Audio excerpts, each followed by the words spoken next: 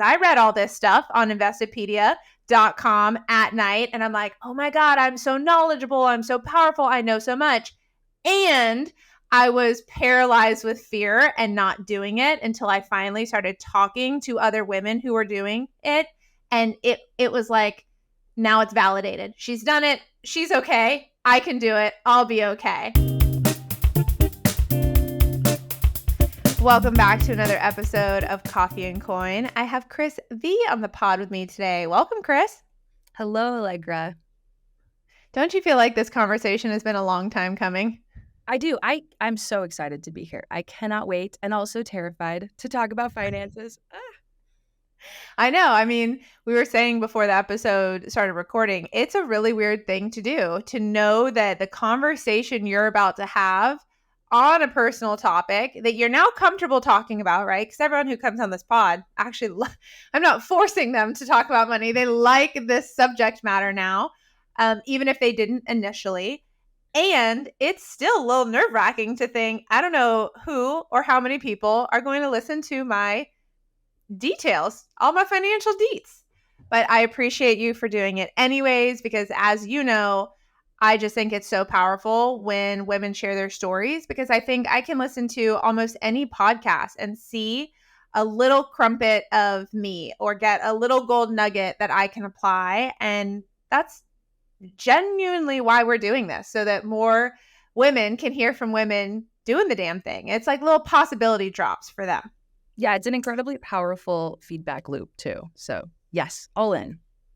All right. So this is part of our Net Worth Diaries series, where we really just kind of go through life pre-Factora, before it was kind of in your existence and you were focusing on this stuff, to now, and all the things that happen along the way. And so kind of just hit us with your life context. Like, who are you? Where do you live? What do you do for a living? And maybe how did you find Factora? Yeah, that's great. Okay, so my name is Cris. I live in the beautiful city of Truckee, California. Not nicely named necessarily, but it's in North Lake Tahoe. And we moved here about 2 or 3 years ago, right after Factora, actually, during COVID. No surprise. I work in technology, in tech. I've been in tech for quite a few years now. And I learned about Factora actually through a former colleague. I used to work at IDEO. So Emily Eisenhart, a friend of ours, is how I learned about it, which is, again, word of mouth. Y'all, we got to help each other out. And prior to Factora, I got to be honest, Allegra, I was like Allegra prior to Factora. Spending a lot of cash, having a lot of fun, living my best life, but literally nothing saved for retirement or even thinking about the future. So I've definitely had quite a few life changes since Factora. I love it. I mean, we live in the instant gratification world. It's what we're taught. I was all about it for a long time until I felt like I got gut punched, and it just went from, do whatever I want whenever I want, to, oh my God, am I going to be able to live out my biggest and best life if I don't actually have any money to do it with? So got to get this in check. But okay. Well, what had you move? Was it just that it was COVID and you could move, or why did you move? Yeah, I think it's a good question. I think with like a lot of people, COVID just brought a lot of things to a head, right? It clarified a lot for people. And so for myself, I had been working in tech for a while. I love the mountains. I like to consider, I'm a weekend warrior, proud weekend warrior. And I really like to be out there as much as possible. And I was spending every weekend trying to get away, right? And I lived in the Bay. And the reality is everything's shut down. And when you are shut down in a tiny 1-bedroom apartment in Oakland, California, with no access to the outdoors, you realize there are some life values that are not playing out here. So I think that's part of it. We also wanted to buy a home. Wanted to take advantage of those interest rates and really trying to figure out where that could happen potentially. And then the last part is my husband's a teacher, and surprisingly or not, teaching jobs are among the most valued in small mountain towns because they're among the most stable. So it's actually really hard to get a teaching job in towns like Truckee, California. So we were waiting for an opportunity for him to actually get a job up here before we felt comfortable moving, where we knew we would have two salaries. And then, of course, COVID allowed for remote work, right? So that really helped as well. Okay, yeah, I am glad I asked. And I just learned something. I did not know that about teachers being like it being Teachers, harder to get firefighters, these jobs. nurses, those are the best jobs, right? Because they have insurance, they have salary, they have defined roles, and you come to big kind of, North Lake Tahoe is a very big luxury destination, but to live here full time and not be dependent on the travel industry, basically it's teachers, firefighters, nurses. That's it. That makes total sense. Well, okay. So, catch me up on some of these things that you've done. Like, talk to me with as many numbers as you're comfortable with about getting the house. You were you renting before in the Bay Area?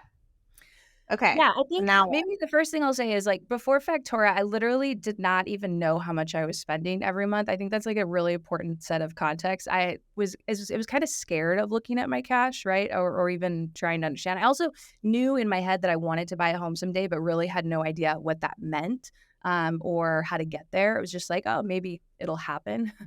um, and then I think the other important factor here that's really interesting is like I got an MBA, which meant that I had, upwards of $130,000, $140,000 of student loan debt.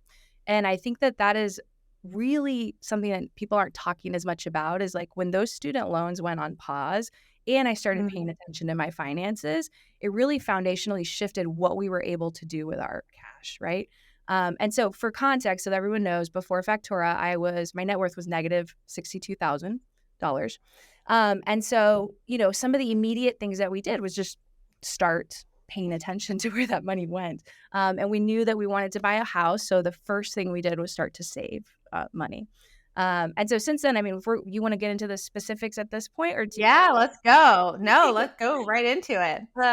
So we saved a lot of money because in California and given the market, you really have to be able to put 20% down on a house. You really can't put below that. So we saved quite a bit, and that was our primary financial goal. And we bought a house about 2 years ago, year and a half ago, which was really exciting for us.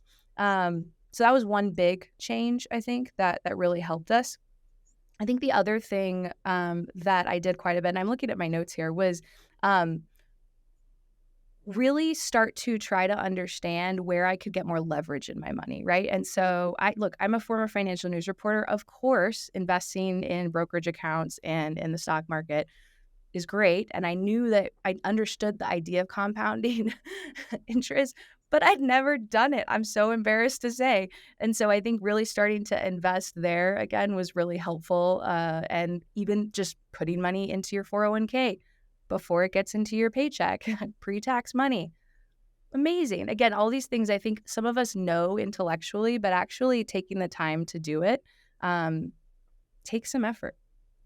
Yeah, I agree with you. And I don't think you should waste any time being embarrassed about being in that category and not doing that thing, because I have seen this across the board. And it's with so many women friends who work in finance that feel worse than just the regular woman who works outside of finance, because they're like, I'm in this industry, I should know better. But why? Like, it's not like your job is teaching you anything about personal finance or investment acumen.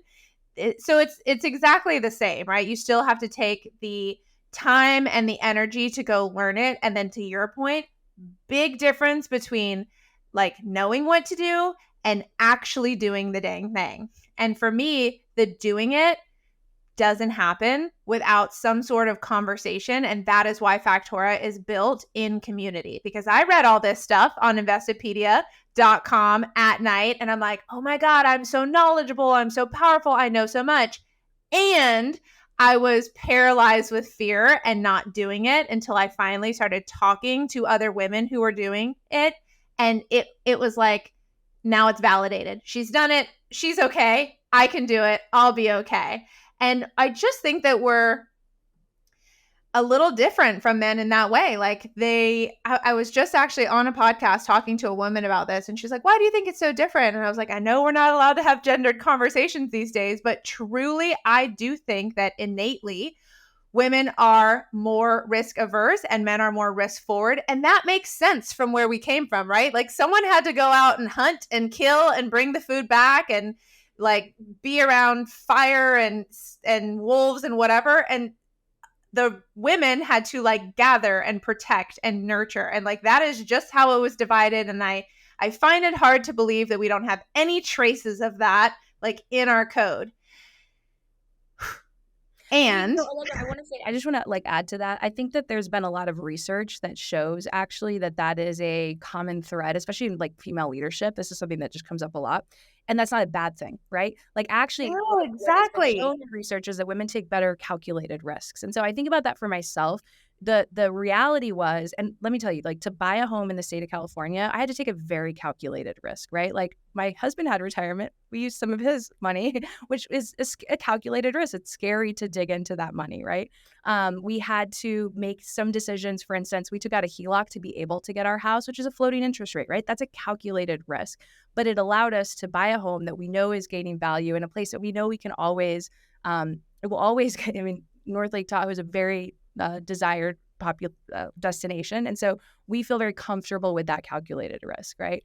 And so I think that I do think that we all come to it in our own time. I wish I'd come to it earlier, right? But Same. I'm really thankful that I've come to it at this stage. And honestly, just looking at the numbers has opened up so much for us, which we can get into too. Yes, we will. The last thing I want to say on that is I agree with you. It's not that we can't do it. It's that we are less drawn to it like automatically. And then once we feel educated, once we feel inspired, once we start doing it, then you see all these studies, big studies by like the likes of Fidelity, where they're like, wow, when women are investing, they invest with greater returns because they are trading out of these investments less often, not getting hit with tax fees. So basically what you just said, we're more calculated in our risk. Once we make the decision and we go for it, we can stay the course, which is so exceptional. And exactly why I want all the women investing as much as they're comfortable investing as early as they can. So Yeah, find Factora, 20-year-olds, please. Tell your little sisters and your little cousins about this just podcast. I just want to underscore again, like also if you look at S&P 500 companies that have women in leadership roles, they actually do better longer term from a return standpoint because of those calculated risks, right? So it's not just at the personal finance level, it's even just at the like meta level. But anyways, yes, agreed, preach. Okay, so let's talk numbers. Tell me more about this house. How much did it cost? You said you saved 20% and the you got a HELOC. Talk to me about that floating interest rate. Give me as many numbers and as much context as you can about these financial changes. Yeah, so first and foremost, we decided we wanted to buy a house, right? So we knew we needed to save a certain amount. And we looked at kind of everything we had. Our house, by the way, I think it ended up being about $760,000, which was in 2021, I think, 2022. We could not afford, with all the cash we were able to bring together, we knew we needed a little bit more, which was exactly $70,000. And so we had a really creative finance mortgage broker that worked with us and said, hey, well, why don't you think about getting a HELOC to cover this other part, right? It's a floating interest rate. HELOCs are traditionally used for upgrades to houses, but because it can get leveraged against the house, we could potentially use that. So that is what we chose to do. We do not regret that decision, but I will tell you, and we'll talk about this just like, I joke around that I'm in the cash hemorrhaging stage of life. I just had a kid. I got a dog. I have a house. The dog is surprisingly expensive, by the way, Allegra. But the interesting, we do not regret the decisions we made, but in the stage right now where we want to maintain a certain, investment and savings rate, we want to be able to afford the lifestyle that we want. It's actually pretty hard to have that $70,000 floating interest rate, right? Because suddenly it's a lot more cash out the door every month. So I think that's an interesting thing I wanted to call out because we talk about these things, but nobody ever talks about, the decisions that we make and how that plays in later on. So that's been an interesting learning for me. Okay, so for listeners, HELOC stands for Home Equity Line of Credit. And truth be told, I have not heard of people applying them to the house they're buying. So I do find that to be some very interesting creative financing. What is that rate at? And or how much are you paying on the HELOC monthly? Because that's on top of your fixed mortgage. Yeah.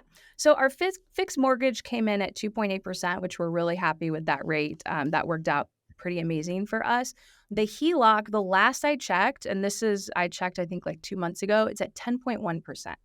And that is because, again, it is attached to that floating rate, which is attached to what's been going on with the Federal Reserve. And as everyone knows, we're in like a, growing interest rate environment. So what that means is that payment that was about $300 to $400 a month-ish, depending, is suddenly ballooning to like $600 or $700 a month, right?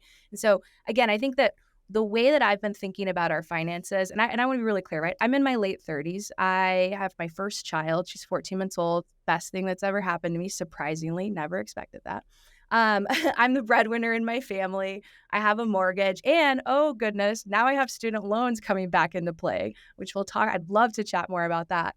But the importance for me right now and the way that I'm focused in my finances are I want to keep my savings and investment rate, which is at 23% right now. That feels important to me, right?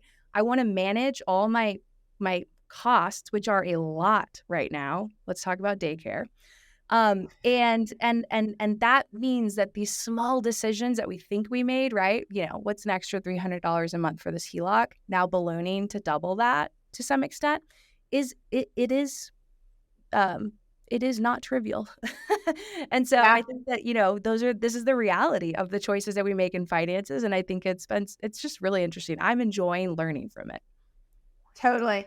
So, do you know what that rate was initially? Is it structured as a prime plus 3? I'd have to look that up, Allegra. I have to be honest. I have not looked at that. Yeah. That's okay. Basically, Very good questions that I wish I'd known when I was doing it, actually.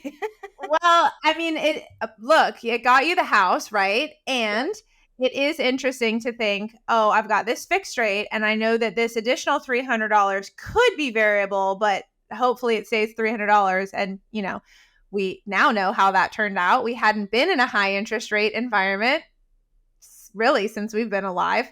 And here we are. And so I know a lot of people with HELOCs who pulled money out, more to your point, to do an improvement on the house. And it's been a very costly renovation, right? Because you didn't pay cash. You took a loan for that, and now you have to pay back the loan. But what I love to say is that all financial decisions are just like life decisions. Like, we're not going to get them all perfect. And there's no perfect investment. There's no perfect house. There's no perfect relationship. That's the point. And for some reason, people get way more scared when it comes to decision around money. And that's why I'm like, extrapolate that out to other things. Like, you're never going to get it all perfect. And like, what is perfect? If you don't mess up, you don't learn. And I don't even think this is a mess up. I'm simply saying that we have to take any risk at all to actually have additional experience in that category to feel more comfortable doing the same or different next time.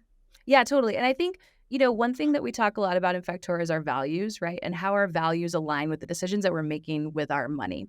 And my values they're the same since they were when I was in Factora, I think 3 years ago, right? Which is curiosity, freedom, community, inspiration, right?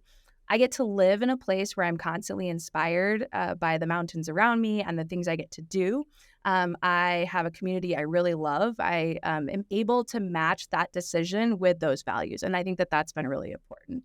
And vice versa, I think the other thing that's really interesting to just call out is, I went from negative net worth, and now our net worth is $205,000, right? And that is even including the debt that we have, including almost $100,000 in student loans, including the mortgage. And so I think that when you look at it from that perspective, my husband always says, this is just a phase in life, we're cash poor. When I look at it from the perspective of the net worth and the life that we're building, it's absolutely worth the decisions that we made, right? And we're continuing to make these decisions. I love that. And this is why I'm always talking about net worth, because I think it's such a more holistic view than your salary, right? We all know that number, but that number is like that number for that year. And you could technically spend the entirety of your salary or more. But your net worth is actually totaling up of the decisions I've made, what are my total assets minus my total liabilities? And did you say you were negative 62? I was negative 62 before Factora. We are 205 now. That's amazing. I mean, that's amazing. Yeah, And you I still have to have remind myself of that too. Yeah. it's literally amazing. So you took your well circle in 2020. We're recording this in 2023. You went from negative 62,000 to positive 205,000, bought a house, had a kid. I know we're going to get into IVF costs, so I want to definitely make sure we don't skip that. And you said you still have 100,000 in student loan debt. Yeah, I mean, this is the point that I've made, and I've read a lot about this lately, but not paying, my minimum payment for student loan, I just like own this straight, right? I went to a great program. I got an MBA. That is a whole separate discussion of whether that's worth it or not. But my minimum payment is $1,300 a month. Can you imagine 3 years that I didn't pay that? What I was able to do with that, both from an investment perspective, and I think that is a really interesting data point that over the course of our lifetime is going to be fascinating to see what people did. When people say, what did you do for the 3 years you had your student loan and your interest rates paused? I say, I moved, I bought a house, I took a job I liked, and I was able to afford to have a kid. That's a lot in 3 Yeah. years, And so it's a fascinating case study, I think, and we're going to see how that plays out. Yeah, and there might never be another time like it. There might never be another student loan pause for that amount of time. And I appreciate that context of you got busy and you made your financial goals happen while you had this period of pause. And I would agree that unfortunately, probably not as many people as I would like may have moved ahead on their financial goals. But I think it also takes stopping and determining your financial goals and values to even be able to do it. And unfortunately, this is also a conversation for another time. It's not something we're really taught in our school system or American education to figure out how to do. We're actually, in my opinion, taught a lot to like seek out professionals to do everything for us. And I don't like giving over that much autonomy because we're the center of our wealth first. Like there is no wealth building without your income, your interests, your goals. Like it has to come back to us and we have to be able to look inward. But if we're not comfortable or have a format to do that, I think it's really hard to just sit down and be like, well, what are my life desires? Like, Yeah. how do I I mean, turn those into I'm financial? very comfortable talking about the fact, like, I'm the daughter of a preacher and a teacher. I'm an immigrant. I was raised in Mexico, right?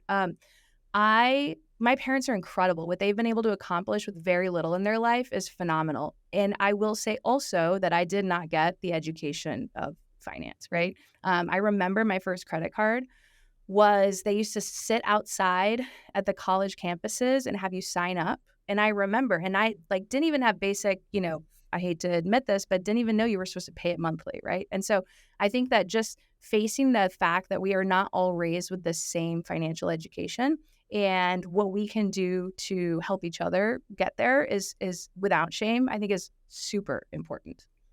Yeah, I agree. And I think that that's why communities like Factora are so important because it's a place where you can go and talk about this and not feel shame. I mean, that's the goal at least. We are not allowed to have anyone in there be judging other people's decisions because that's how we learn and that's how they learn from even having a forum to express them in.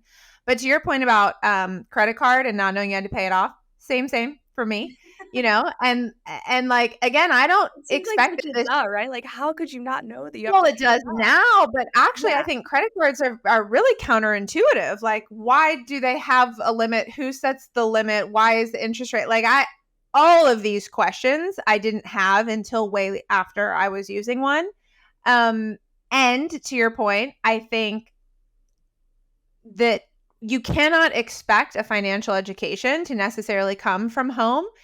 So it's crazy to me that we have this American credit card system, mortgage system, Fed rate, financial system, and none of that is even taught in a basic like high school class. I mean, you should, in my opinion, teach people what an annual percentage rate is before you go to a college fair and sign them up for something they don't understand. But, Yeah. that's just my No, opinion. I totally agree. Yeah. Okay, let's talk about IVF Okay, let's go there. and how much it costs and how you got your sweet baby. Yes. Okay. So, like, you know what? Can we start with salaries because I think it plays Yes. into it better. Okay, so let's start with salaries. So, I told Allegra coming out of this, and I want to speak for all the women out there because I think there are some of us that are incredibly ambitious and excited, and we measure that value of the ambition or the return on the ambition by our salaries, right? And the traditional thing, you're always looking for the better title and the better salary. And I think that I did that for the very early part of my career. And I started my career as a financial news journalist. I was making six figures by the time I was in my mid 20s. And, I just wanted that next best job and the next best thing.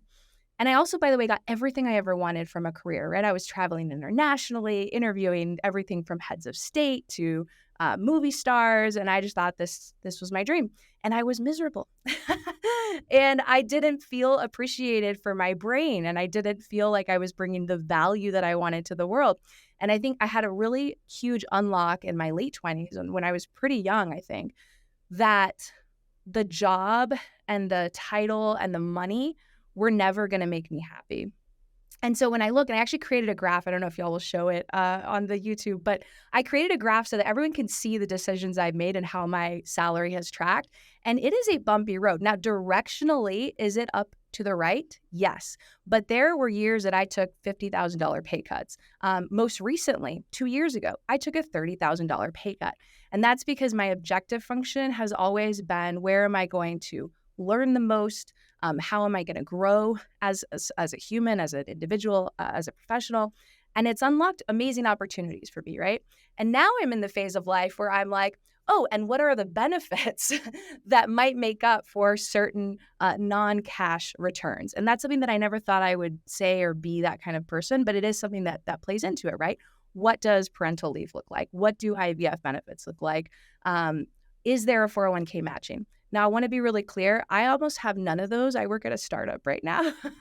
But I'm trying to explain kind of the way that your decision framework changes over the course of your lifetime is okay, right? And I've really enjoyed that aspect of my career. And I just feel like we don't talk about it enough, that people I be willing to take big bets with their careers. Well, first of all, I love that you had this unlock early to not be so tied to or solely tracking the salary because like I said before, salary is 1 year, right? Like that's 1 year and it doesn't show anything beyond what you took a job for that year. And I will try and find a way to show you all this graph because it's really cool. She's been tracking her income since 2002 and she writes little notes of like change industry, enroll, new role, got MBA, travel year, and then it's like flat. And then the 30,000 pay reduction was clearly when she left toxic job in 2021, which it's really helpful to see because that is how it happens, right? We phase in and out of things.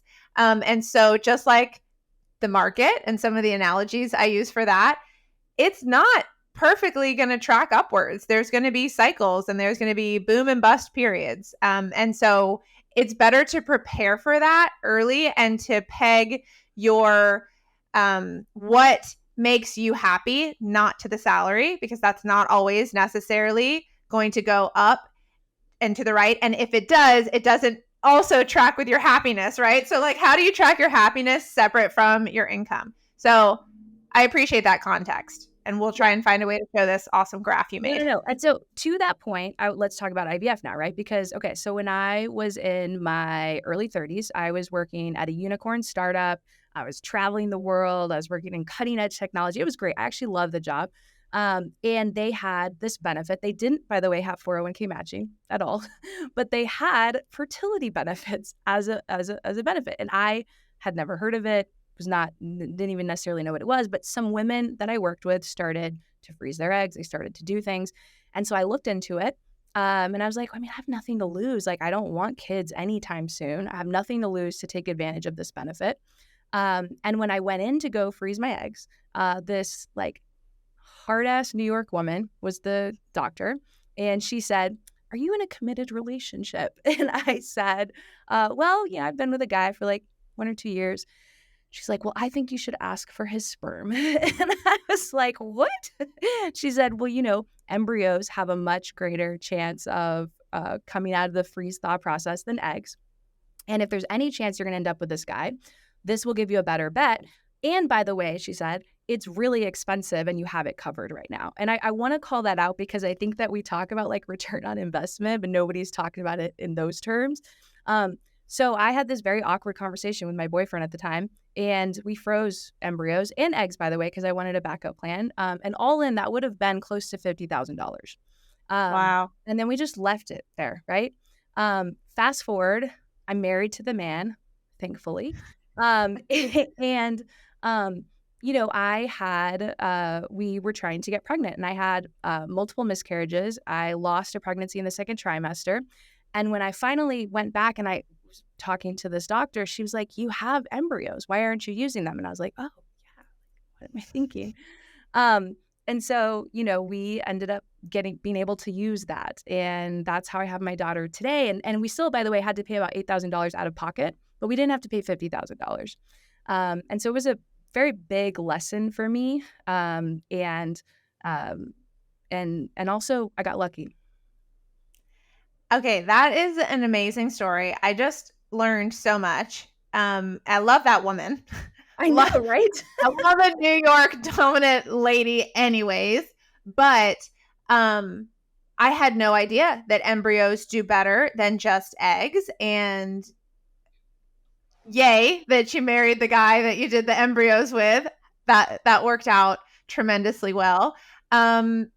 And amazing for modern technology that we can still have kids even without it just going to plan, because obviously and also just thinking about where you're investing your money in certain phases of your life, I think is important, and where you're investing in having careers, right? And so like for me, having a job where the fertility benefit was covered when I was younger actually ended up paying out, so that now I'm the head of product at a Series C startup. There's no way they have fertility benefits, right? But that's okay because it only cost me $7,000 to $8,000 out of pocket. So that's the financial decision, that like the interesting decisions we make in life and the trade-offs that I think are what I wanted to point out. Okay, well now I'm like thinking about what you said earlier in this conversation, just that you really look to not just salary but additional benefits.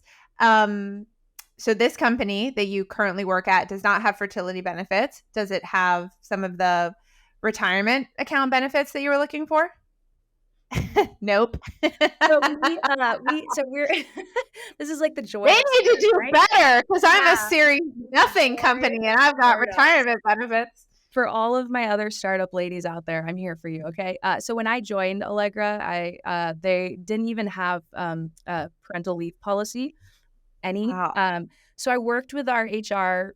We now have, I'm very proud to say, 3 months paid leave for birthing and non-birthing partners, which was a really important thing that I wanted to make sure we covered. And we did not have 401k, even accounts, not matching, just accounts, right? Pre-tax accounts. And we finally got that. And so I think that I just want to advocate for anyone out there also. These aren't just givens at your companies, right? And it shouldn't necessarily be on women to advocate for these things. But I do think it's an important, being agentic and having agency and knowing what you want can allow you to actually be a little bit more thoughtful in your approach to how you even approach your current roles, right? I think that's just an interesting takeaway. I concur. It shouldn't fall on women, and still do it. Advocate and have the tough conversations and get additional benefits whenever possible. I just think that that's so important.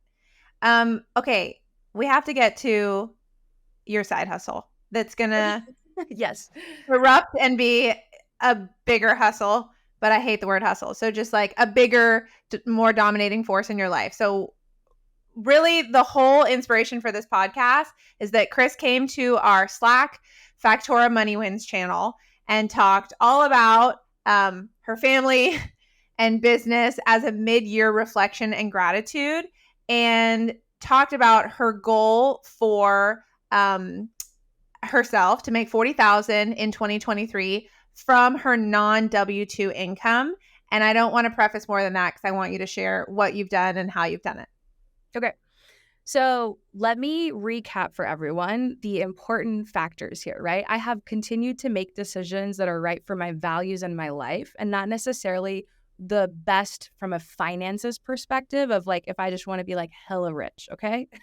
And so that's allowed me to have a job right now that I really love and I enjoy, but is not pay very much. And as I was talking to Allegra about earlier, childcare is inordinately expensive. Before a child is 2, normally there's not much childcare available. For us, that translates to having, a nanny, and that's about 30 grand a year, frankly speaking.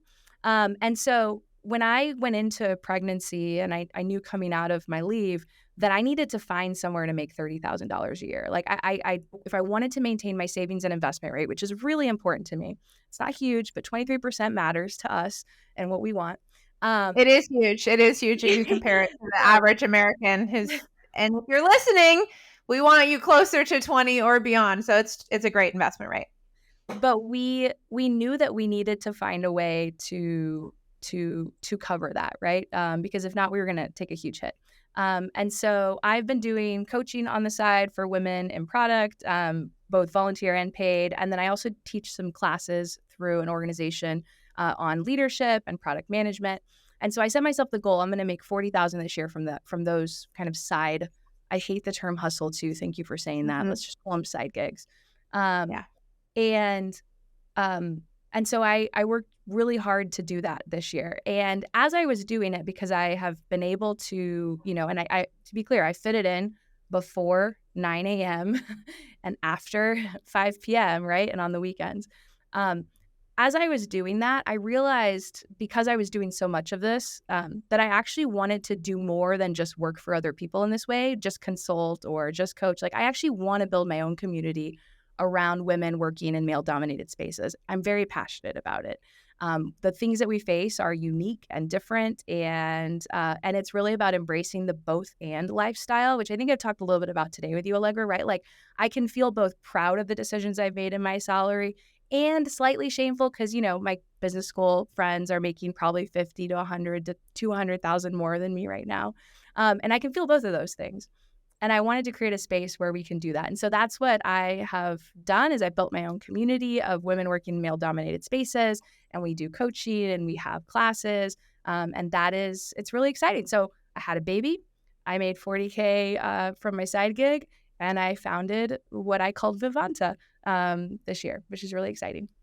I was about to say, you got to shout it out. Do you have a website, a social? How can people learn more about this if that feels like the right space for them? Absolutely. So we have vivantacollective.com is where you can learn more about it. But really, honestly, what I would love everyone to do is just subscribe to my newsletter. It's my name, Cris Valerio, on Substack. And the reason I'm saying that is because I am exploring a lot of these issues through writing right now. That's what I most want to understand is like, what do people need? What do we want to be able to talk about in the same way that you do this with your community, Allegra? I just think the more that we can create conversation around these things, for instance, Allegra, did you know that if you're going to go out on mat leave during your promotion cycle, it can be really helpful to have that conversation before you leave, or you will not get a raise for 2 years? It's like, who thought about that? I haven't had a raise for 2 years. Why? Because I did not talk about it before I went on leave. And when I was on leave was when the promotion cycle was, right? So these are things that I'm learning that I would rather us be talking about ahead of time. Totally. I love it. I think that this is a big generalization, but if you work in corporate America, you work in a male-dominated space because it was invented by men, for men, without cycles, without hormones that are changing how they work and focus on a given day of the month. They're just a lot more able to do the consistency of Monday to Friday, 9 to 5. And so I think even if you don't think you work in a male-dominated industry, you do work in a male-dominated space. So everyone should check out your collective. Thanks, Allegra. Yeah, I mean, I think Factora is such an inspiration. I think literally there's nothing better than a community of women with shared goals. Like truly. And your goals can be different, but the shared intentions really, I think, is the key. And I know I've learned so much. I continue to learn so much, and it's pretty great. Oh, well, thank you. I love that so much. I'm really excited for what you're doing, what you've done. I think it's incredible how much financial changes and, yes, success you've had in these last 3 years. I know there's much more to come. Um, I guess, is there anything we haven't discussed that you feel like would be worthy of sharing in this episode?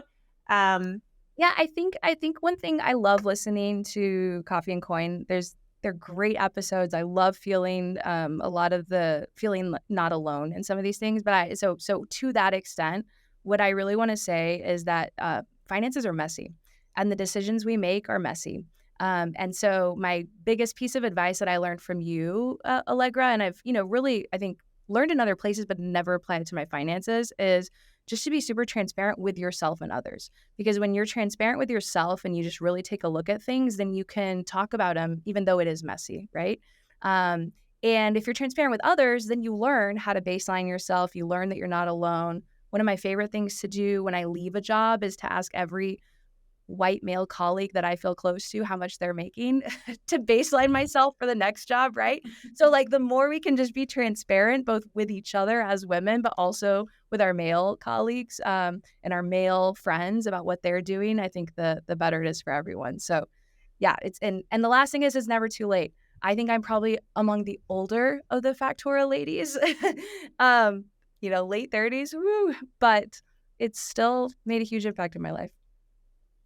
Well, I don't think you're among the older because that would put me among the older. And I feel like we're pretty much smack in the middle. But I do know that feeling of wishing you had started applying some of this information that you learned a little bit earlier. But back to your other point, because I do think it's such great advice. And really, you've been kind of like stringing it through this whole episode is just not only are finances messy because our financial lives are complex, right? We've got multiple accounts, multiple credit cards, multiple investments, multiple decisions to make. I mean, on a daily basis, we're spending money and we can, buy something more because it's organic or less from Costco, whatever. There's just so many factors when it comes to our finances. So it's not just messy, but it's really nuanced in that, to your point, you can hold two things to be true a lot of the time. Like, I want to have a child and continue working. So I'm going to be paying maybe more than I was expecting for this nanny. And it's important to me to have that quality of childcare. And then your other comment about I did an MBA, and some people who I took that MBA with are making more money. And I'm at a job where I can also work on my side gig and that can cover the childcare, So like it's all interconnected. It's quite nuanced. And I agree that the more we can have conversations about it and hear what other people are doing, we can recognize that there is no perfect. It's never going to be simple because it's just a dynamic process to live and afford life. Yeah. Word. Well, thank you so much for coming on the show, sharing all your details, and I can't wait to keep watching how it goes with Vivanta Collective. Thank you, Allegra, and thanks for inspiring us and asking us the hard questions.